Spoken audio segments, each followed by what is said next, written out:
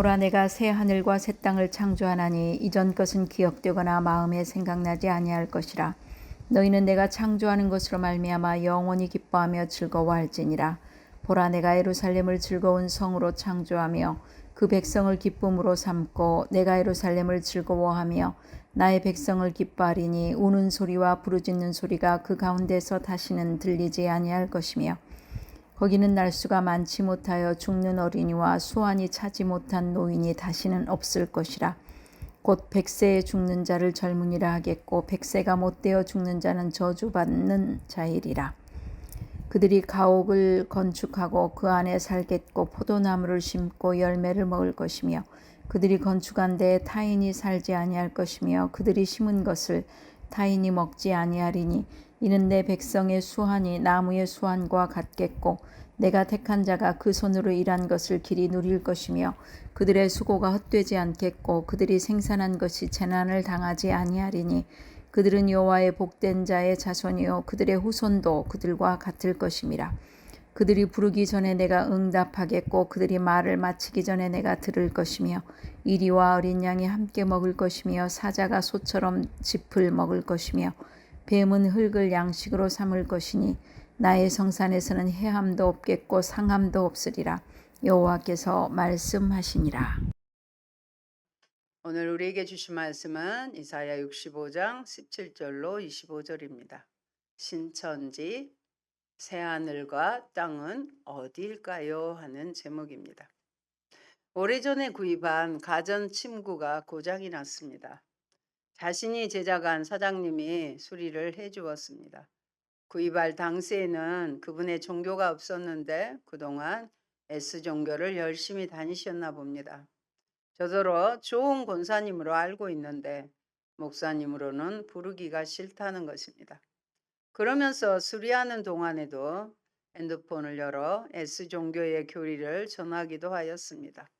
숙달이 얼마나 숙련이 됐는지 금방 말씀을 찾아내기도 있습니다. 그 중에 오늘 본문의 20절 말씀, 거기에는 날수가 많지 못하여 죽는 어린이와 소환이 차지 못한 노인이 다시는 없을 것이라. 곧 100세에 죽는 자를 젊은이라 하겠고 100세가 못되어 죽는 자는 저주받은 자일이라는 말씀이었습니다. 그 사장님 어머님이 100세가 못되어 돌아가셨는데 저주받았고 그래서 어머님을 모신 형수님을 원망하는 말을 들었습니다. 성경에 나온 그 좋은 이름인 새하늘과 새 땅을 신천지로 먼저 불리는 것도 모자라 말씀도 오해하고 있었기 때문입니다. 과연 사장님의 말씀에 대한 해석이 맞는지 알아보실까요? 이사야 64장은 유다 백성들이 하나님의 긍휼하심이 멀리 있는 것처럼 느껴지는 바벨론의 포로 생활이었음에도 거기에서 건져 주실 것을 믿고 기도하였고 오늘 본문 이사야 65장은 이런 기도에 대한 하나님 기도하면 어떻게 하죠? 반드시 응답하신다고 했잖아요. 그래서 그 기도에 대한 하나님의 응답입니다. 당시 이스라엘은 바벨론의 침략으로 황폐되었고요. 많은 사람이 포로로 잡혀갔습니다. 이사야는 그런 시대에 하나님이 창조하실 새 하늘과 새 땅을 소망합니다. 새 하늘과 새 땅은 이사야가 본 비전의 절정, 클라이맥스입니다. 그는 예루살렘이 예수님이 재림하여 이루실 하나님의 나라를 보고 있는 것입니다. 첫째, 하나님께서 창조하신 새 하늘과 새 땅에 대한 말씀입니다. 17절 말씀에 보라, 내가 새 하늘과 새 땅을 창조하나니 이전 것은 기억되거나 마음에 생각나지 아니할 것이라. 태초에 하늘과 땅을 창조하신 하나님께서 이제 새 하늘과 새 땅을 창조하심으로 온 세상을 새롭게 하실 것을 선포하십니다. 지금의 세상을 개조하거나 회복시키는 것이 아닌 새롭게 창조하시겠다는 것입니다. 이 말씀은 계시록 21장 1절에 그대로 성취가 될 것입니다. 같이 보십니다. 또 내가 새 하늘과 새 땅을 보니 처음 하늘과 처음 땅이 없어졌고 바다도 다시 있지 않더라. 그걸 그대로 말씀이 이루어질 것을 우리는 믿습니다. 오늘의 본문은 1차적으로 포로 귀환 이후에 새로이 회복될 공동체의 상황을 언급하기도 하는 것입니다. 그러나 더 나아가서는 메시아의 통치 시대에 더 이상 고통과 슬픔 따위가 없는 완전한 세계를 바라보게 하고 있습니다. 창조라는 단어는요, 1인칭 단수입니다. 하나님만을 주제로 하는 창세기 1장 1절에서 사용하는 단어와 같습니다. 하나님은 예수 믿고 남은 자들을 위하여 새하늘과 새 땅을 창조하십니다. 우리가 하늘나라를 세우시는 것이 아니라 하나님이 그 나라를 세우십니다. 우리가 하나님의 나라를 건설하는 것이라고 착각하기도 합니다. 성경에 말씀하시는 하나님 나라는 창조적인 나라입니다. 하나님이 친히 능력으로 무에서 유를 만드십니다. 그러므로 우리가 하나님을 위해서 일하는 것이 아닙니다. 하나님이 우리를 쓰셔서 일하십니다. 저를 보면 알겠습니다. 저는 물리적인 힘도 연약하고 영적인 스피릿도 부족하지만 하나님께서 그때마다 채우셔서 주님의 일, 특히 말씀 선포하는 일을 하게 하십니다. 그래서 늘 이렇게 고백합니다. 주님 아시지요? 아무런 능력도 자격도 없사오니 주님이 부르심에 후회하심이 없으시도록 저에게 능력을 주셔서 사용해 주세요. 약한 자를 들어 강한 자를 부끄럽게 하시는 일에 저를 사용해 주세요라고 늘 기도하면서 그때마다 힘을 구하는 것입니다. 18절 말씀, 너희는 내가 창조하는 것으로 말미암아 영원히 기뻐하며 즐거워할지니라. 보라, 내가 에루살렘을 즐거운 성으로 창조하며 그 백성을 기쁨으로 삼고. 하나님이 창조하신 새하늘과 새 땅의 공간에서 살아갈 때 이전 것은 기억되거나 마음에 생각나지 아니할 것이라 말씀하십니다. 백성들에게 이전 것들이란 무엇인지 묵상해 봅니다. 백성들이 하나님을 떠나서 할 때 포로가 되어 당했던 모든 수모와 고난, 죄와 슬픔은 기억나거나 생각나지 아니할 것입니다. 새하늘과 새 땅이 너무 좋아서 이전 것은 기억나거나 생각나지 않습니다. 너무 좋아서 과거의 고통스러운 것은 기억되지 않습니다. 하나님은 새롭게 창조하는 것으로 말미암아 영원히 기뻐합니다.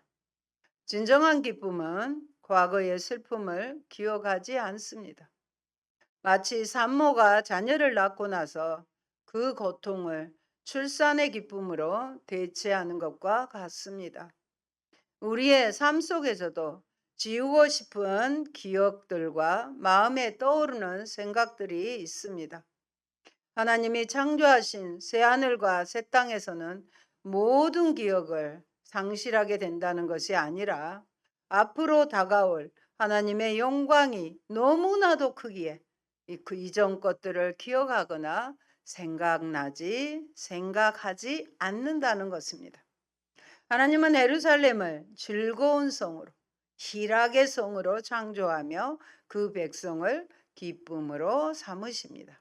19절, 내가 예루살렘을 즐거워하며 나의 백성을 기뻐하리니 우는 소리와 부르짖는 소리와 그 가운데서 닷새는 들리지 아니할 것이며. 이 말씀은요, 1차적으로는 오늘 본문이 다들 그렇습니다. 예루살렘이고요. 2차적으로는 모든 구원받을 자에 대한 애언인 것입니다. 그곳에는 오직 기쁨만 있을 것입니다. 그래서 기뻐하며 즐거울 것이라는 말씀이 반복적으로 언급되어 있습니다. 그 기쁨은 그냥 잠시 어떤 좋은 기회가 있어서 기쁜 것이 아니라 영원할 것이라고 하였습니다. 얼마나 소망이 되십니까? 우는 소리와 고통의 소리는 다시 들리지 아니할 것이라고 하였습니다. 어디에서요? 계시록 21장 3절로 4절에서 그대로 이루실 것입니다. 같이 보십니다. 모든 눈물을 그 눈에서 씻기시며 다시 사망이 없고 애통하는 것이나 고가는 것이나 아픈 것이 다시 있지 아니하리니 처음 것들이 다 지나갔음이러라. 아멘.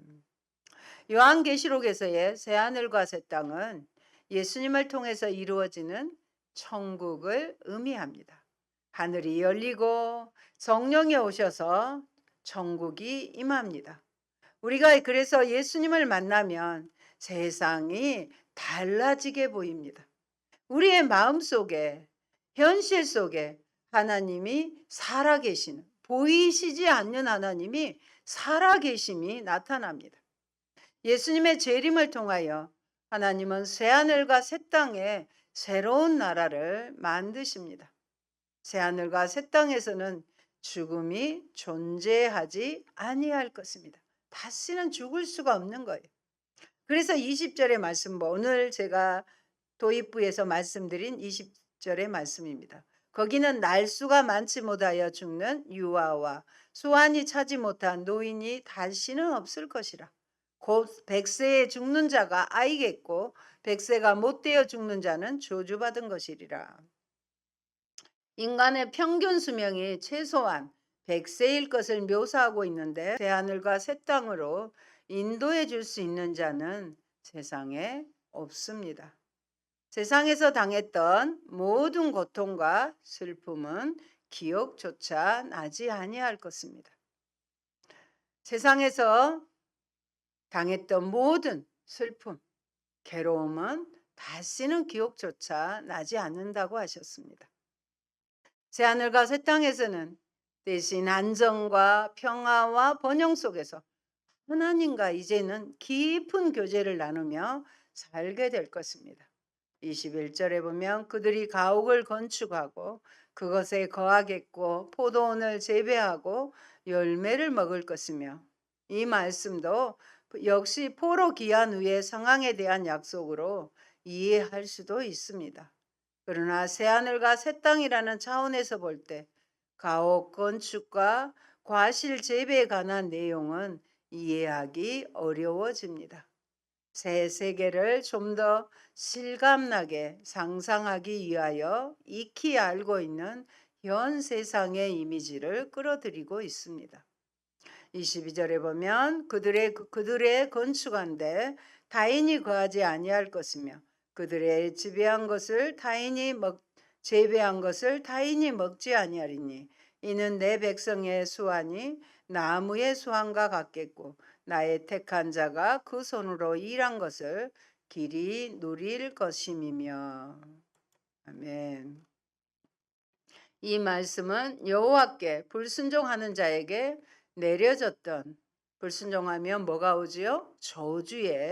저주와는 정반대되는 내용입니다. 나무는 자연 세계에서 가장 장수하는 것 중에 하나로 이 역시 영원한 삶을 보다 실감나게 하기 위한 표현으로 이해됩니다. 23절을 보십시오. 그들의 수고가 헛되지 않겠고 그들이 생산한 것이 재난을 당하지 아니하리니 그들은 여호와의 복된 자의 자손이요 그들의 후손도 그들과 같을 것임이라. 새하늘과 새 땅에 사는 사람들의 수고가 헛되지 않고 그들이 생산한 것이 재난을 당하지 않습니다. 자녀들은 여호와의 복된 자의 자손이요 그들의 후손도 그와 같이 될 것입니다. 하나님은 그들에게 마음껏 복을 주십니다. 그곳에는 사탄이 무저갱에 갇혀서 우리를 유혹하지 못합니다. 본문을 문자적으로 해석하면 참으로 큰 오류를 범하게 될 것입니다. 그러므로 이 말씀은 안정과 평화 속에서 영원히 살며 하나님과 깊은 교제를 나누며 살아갈 것이라는 말씀으로 이해해야 할 것입니다. 24절에 보면 그들이 부르기 전에 내가 응답하겠고 그들이 말을 마치기 전에 내가 들을 것이며 이리와 어린 양이 함께 먹을 것이며 사자가 소처럼 즙을 먹을 것이며 뱀은 흙을 양식으로 삼을 것이니 나의 송산에서는 해함도 없겠고 상함도 없으리라 여호와께서 말씀하시니라. 주의 이름을 부르기도 전에 하나님은 그 소원을 들어주실 것이라는 뜻으로 하나님과 그 백성 간의 친밀한 영적인 교제를 암시하는 표현입니다. 천국에서는 하나님과 백성들이 온전한 교제를 나누며 사는 날들이 될 것입니다. 전능하신 하나님과 온전한 교제를 나누며 사는 곳에 인간이 수고하며 살 필요가 없는 것입니다.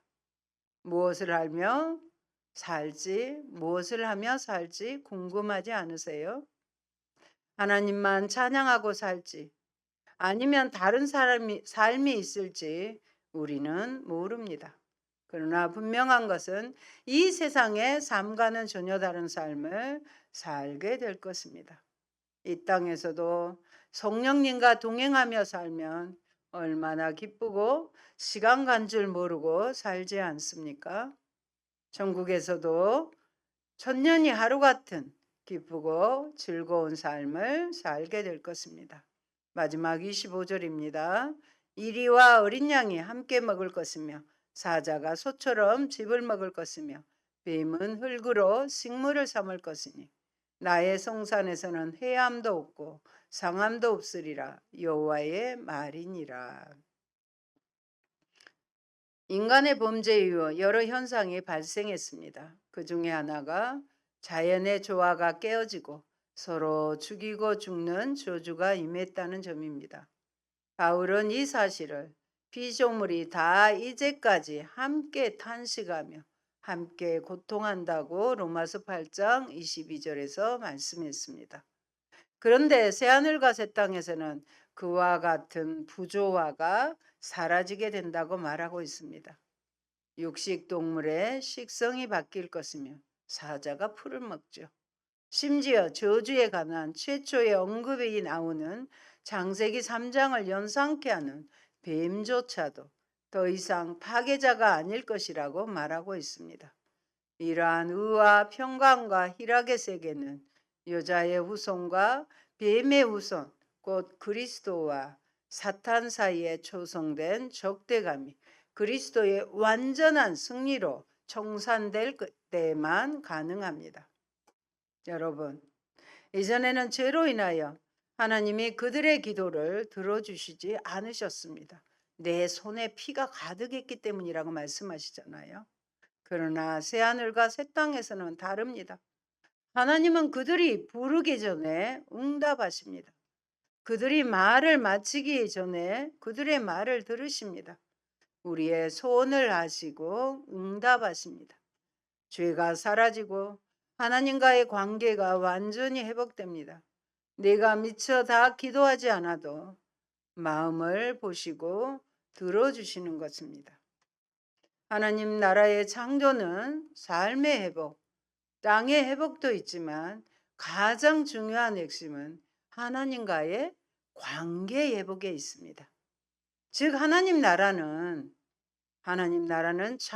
나라의 창조는 땅의 개념이 아니라 하나님과 남은 자들의 관계 회복입니다.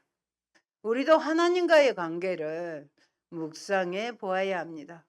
우리의 죄악을 해결하지 않고는 하나님께 아무리 부르짖어도 그분과 온전한 관계를 맺으며 나아갈 수 없습니다.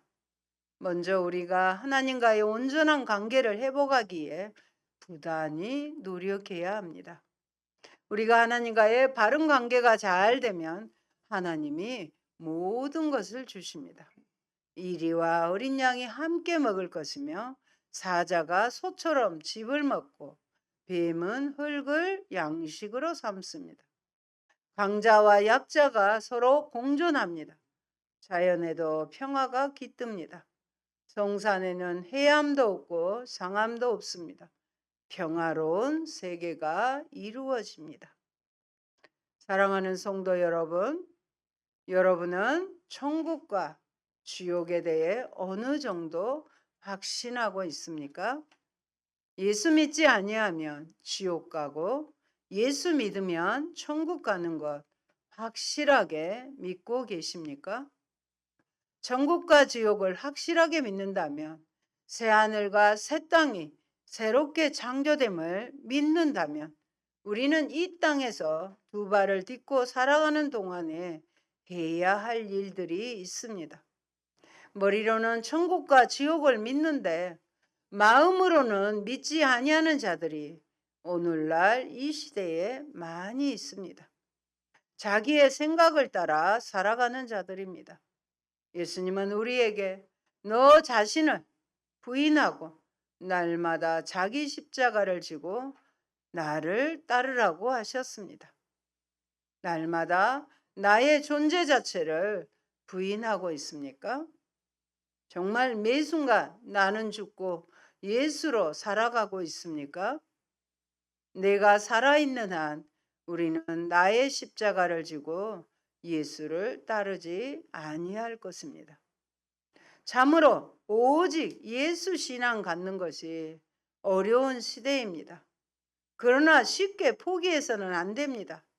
나는 감당하기 어렵고 너무나도 어려운 일이지만 내 안에 예수님이 계신다면 그 예수님이 우리를 할 수 있는 자리까지 인도하실 것입니다. 그러므로 마지막 시대를 살아가는 여러분, 오직 예수 신앙을 갖기 위해 몸부림치시길 바랍니다. 예수님 오실 때까지 우리가 살아있다면 반드시 남은 자들이 되시기를 예수 그리스도의 이름으로 간절히 축원드립니다. 아멘. 좋으신 아버지 감사합니다. 우리를 사랑하셔서 아버지 새하늘과 새 땅을 새롭게 창조해 주신 것을 믿습니다. 그곳에는 아버지 의와 평강과 희락의 천국의 나라이며 아버지 하나님 동물들이 서로 잡아먹히는 그런 것이 아니라 평화의 나라, 공존의 나라를 소망으로 삼게 해주시니 감사합니다. 그 나라는 예수님이 오셔서 아버지 하나님 이루어 주신 그 나라입니다. 그래서 새하늘과 새 땅, 천국을 우리가 소망한다면 이 땅에 머물러 있는 동안 알지 못하는 그들에게 정말로 천국을 소개하는 새하늘과 새 땅을 소개하는 저희가 되게 하여 주옵소서.